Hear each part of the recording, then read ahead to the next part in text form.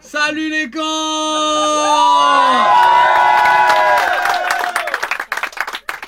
Bon, comment ça va le déni là? Comment ça va le déni? Parce que je me rappelle que ça fait une semaine qu'on vit sous la menace d'une attaque nucléaire, hein. Ça peut sauter à tout moment les gars. Si tu vois le jour se lever à 3h du matin, tu sais que c'est un soleil qui pique, hein. Mets de la 50 frérot. Parce que Poutine a mis en état d'alerte sa force de dissuasion nucléaire. Il dispose de 5000 ogives nucléaires. Je pensais pas dire ça un jour. Mais il nous manque pas un peu, Daesh. Il y avait un côté fait maison, un tuto YouTube, un tour chez Casto et tu fais sauter un bus, tu vois. C'était un terrorisme bio. Aujourd'hui, Poutine, il te parle de Satan 2, frère. Un missile à 15 ogives qui peut faire sauter la France.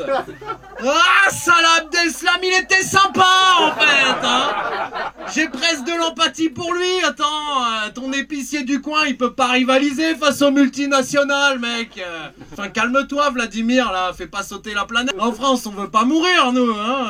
Même si je nous trouve plutôt détente à propos de la situation.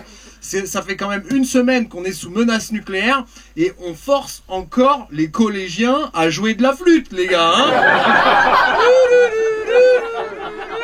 Il n'y a pas des priorités, les gars, hein. Et quand la sirène du premier mercredi du mois, elle a retenti à midi, mercredi midi, là, il n'y en a pas un qui s'est dit « Qu'est-ce que je fous là, moi ?» Et le prof « On continue !» Alors ok, il n'y a plus de service militaire. Mais ça va les gars, on a la JAPD, hein. Aujourd'hui ça s'appelle la JDC, la journée du citoyen. Ils ont changé le nom parce que JAPD ça voulait dire journée d'appel de préparation à la défense.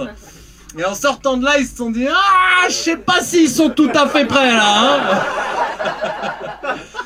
Mais c'est vrai qu'on n'est pas prêts, hein. Personne veut faire la guerre en France. Personne veut faire la guerre en France. Et la semaine dernière, d'ailleurs, j'ai fait une blague sur les féministes. J'ai dit que si elles étaient mobilisées, on les verrait manifester en disant la place des femmes, c'est dans la cuisine. Tu vois, c'est une petite blague sympa.